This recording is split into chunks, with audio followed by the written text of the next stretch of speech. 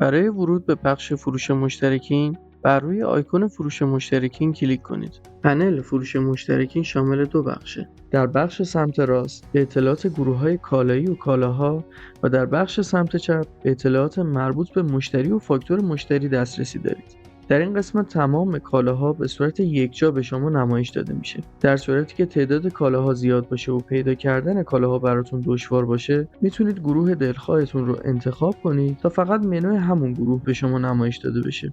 همچنین میتونید نام کالای مورد نظرتون رو در این کادر وارد و آن را جستجو کنید. برای انتخاب کالا کافیه یک بار بر روی نام کالا کلیک کنید. برای افزودن تعداد بیشتر کافیه چند بار روی همون کالا کلیک کنید یا از بخش فاکتور روی تعداد کلیک و مقدار دلخواهتون رو وارد کنید.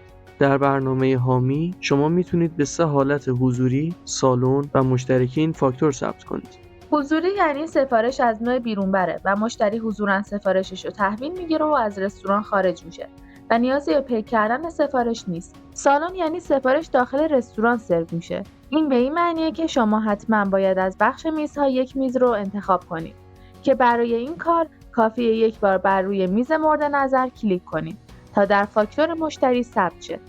مشترکین یعنی فاکتور از نوع بیرون بره و شما باید سفارش رو برای مشتری ارسال کنید. پس باید حتما یک اشتراک ایجاد و یا در صورت وجود اشتراک آن را انتخاب کنید. با کلیک بر روی هر کدوم از این 3 گزینه فاکتور شما ثبت و چاپ میشه.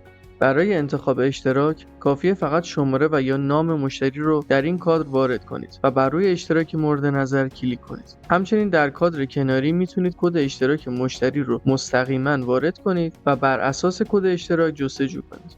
برای زیاد و کم کردن تعداد آیتم های فاکتور میتونید از 2 آیکون مثبت و منفی استفاده کنید. با کلیک کردن بر روی علامت ضرب در، سطر انتخاب شده پاک میشه و با کلیک بر روی این گزینه تمامی اطلاعات وارد شده پاک و آماده وارد کردن اطلاعات جدید میشه.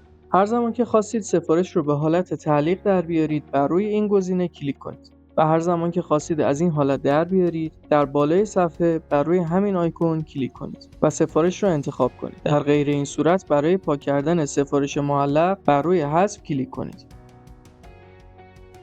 برای تخفیف کلی بر روی علامت درصد کلیک کنید. شما میتونید به 2 صورت درصدی و ریالی تخفیف خودتون رو اعمال کنید. کادر بالا مربوط به درصد تخفیف و کادر پایین مربوط به تخفیف به صورت مبلغیه.